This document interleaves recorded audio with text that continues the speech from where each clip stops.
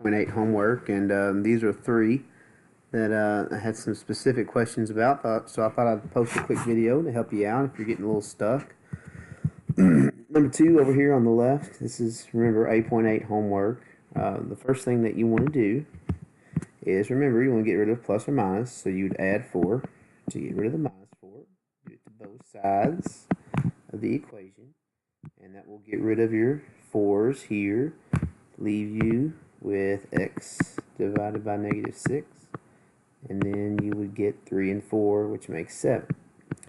And then your last step there would be to get rid of the division by 6. So to finish that off, you need to be multiplying by -6 on both sides. And that will cancel and leave you with your answer. I'll let you finish that on your own. The second one here, number 11, we've got some fraction work. But it's essentially the same as this one. You just got to get rid of a plus instead of a minus, and you got to get rid of a multiplication instead of a division. And you got fractions, obviously, so that's a little tougher. But we get rid of the 1/6 by taking it away. We do that to both sides to keep it balanced. We're going to remain on the left a 1/2 and x being multiplied. And on the right, you got to get a common denominator with 6 and 4. 12 would be a good choice. So I'm going to work that out down here. 3/4 minus 1/6 is the same as, we're going to change it to 12s as our denominator. So we're multiplying the top fraction by 3, which gives us 9. And the second fraction, we'd be multiplying by 2, so that would give us 2 12s. So when we subtract, we get 7 12s.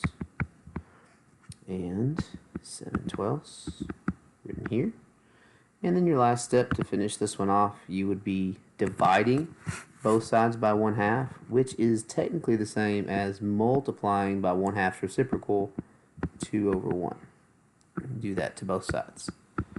And that will cancel out your fractions on the left, because that makes 1, and 1 times x leaves you with x. And then you just multiply 7 and 2, you get your 14, and 12 on the other side, on the bottom. So 14 12ths, which is the same as 1 and 2 12ths, which reduces to 1 and 1/6. Okay, that one's probably one of the tougher ones. I think on the worksheet, that's what they're looking for, the mix with the improper fraction.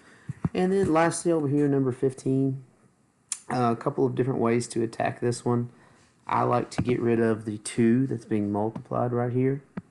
You could distribute 2 to the x and 2 to the 1.5, but then you're going to get a 2x, and doubling that's going to give you a 3. I guess it's really not too bad either way. I guess we'll distribute. Let's go ahead and do that. That's going to work out pretty nice. So if I distribute the 2 to both of the terms that are inside, I get 2x, and if you double 1.5, you get 3. And then from there, it's just a regular 2-step equation. So maybe the first step was throwing you off, but I'm not going to go through working that out. You guys should be to a point where you can do those pretty easily. Okay, subtract the 3, divide by 2.